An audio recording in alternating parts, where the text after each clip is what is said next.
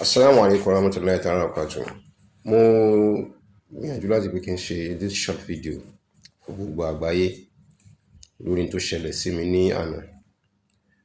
Mo gbọ́ tí wọ́n sọ wípé àwọn tí nǹkan yẹn ṣẹlẹ̀ láàrin mi pẹ̀lú wọn wípé irọ́ ni mo pa.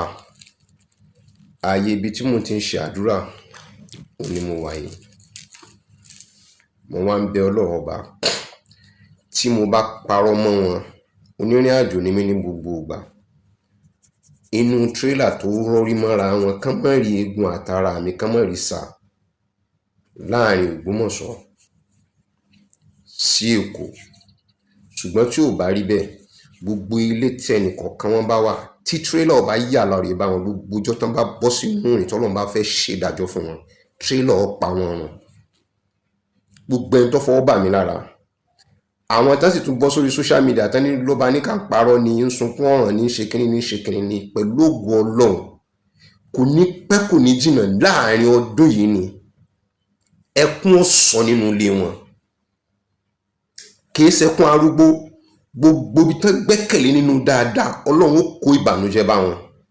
Ẹni tí sì ń dunnú tí nǹkan yìí ṣẹlẹ̀ sí bó ṣe ṣẹlẹ̀ sí mi tínú rẹ̀ ń dùn, back to sender kó ronú rẹ̀ wípé ọkàn sọ tó sọ ní wàláhì tàláhì súnmọ́ billahi allazi la ilaha illa hu àfi tí wọ́n bá parọ́ lókù, àfi tó bá jẹ́ ìdípọ̀ bá ní nǹkan méjì sí ìlú Ògbómọ̀ṣọ́ nínú lókù tí mi ò bá ní. Gbogbo ète tẹ́ ń ṣe àti gbogbo ọ̀rọ̀ tẹ́ ń sọ pẹ̀lú ògùnà ìníjèrè ọmọ àtúbọ̀tán yóò sì ní dáa. Gbogbo nǹkan tó bá ti dùn Ọlọ́run sọ di ìbànújẹ́ mọ́ yín lọ́wọ́. Mi ò kí ń parọ́, téèyàn bá ní mo parọ́ ọ̀rọ̀ ibi tó lè fa ìbínú ọkàn mi sí ẹnikẹ́ni nìyẹn. Àmọ́ gbogbo ẹ̀yin tẹ́ ń dunnú, alábàáṣe tán ń dunnú, tẹ́ ń pè tán ṣe ló ṣẹlẹ̀ tó dà yìí ni ẹ ò ní rèrè ara yín jẹ dépò wípé nìkan jèrè yín, dépò pé jèrè ìlú Ògbómọ̀ṣọ́. Ẹ̀sìn Ìsìláàmù ní ó sì ní gbẹ̀yìn ọlá Ànábì wa Muhammad sallallahu alaihi wasallam. Tí mo bá parọ́ mọ́ wọn, gbogbo tí mo wí yìí kọ́ lọ́ba kọ́ mọ́ dì kankan kù sí mi lórí. Ọlọ́run wọlá oṣù Zulhijjah tá a wà yìí, yóò sì wọlá àràfà tán fẹ́ gùn lọ́dún yìí, yóò wọlá ọjọ́ tán fẹ́ gùn. Wallahi summa billahi allazi la yúnmú kò pé bí ṣe mọ wínú, àmọ́ wallahi Ọlọ́run mọ̀ wípé láti inú ọkàn mi ni mo ti wí. Bí mo ṣe wí yìí kò mọ̀ rí bẹ́ẹ̀ fún mi.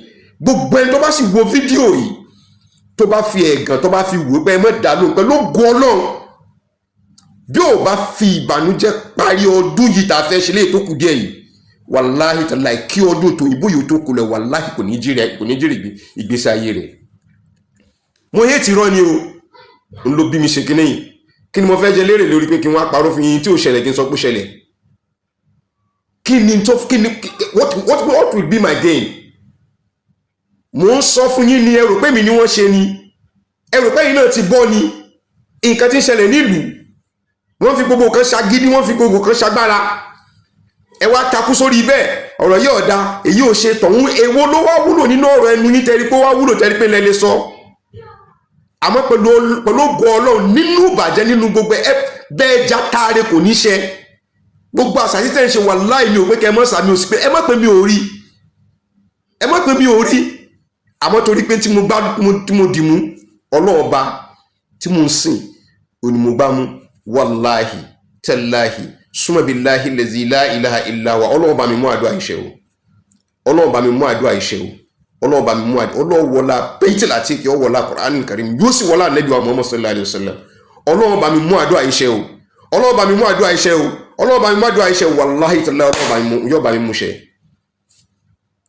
Àtẹni tó blọ́ọ̀gì o, àtẹni tí ń gọ́sìpù o, àtẹni tó nírọ́ ni mò ń pa o, gbogbo tó bá lè fa ìbànújẹ́ ọkàn, gbogbo ìmọ̀rú ìtọ́lọ́wọ́ bá lè ṣe, gbogbo tó lè fa ìbànújẹ́ ọkàn fún yàn díjọ́ tí ò fi ní sí láyé mọ́, Ọlọ́run bá ń gbé kó. Assalamu alaikum warahmatullahi ta'ala wabarakatuh.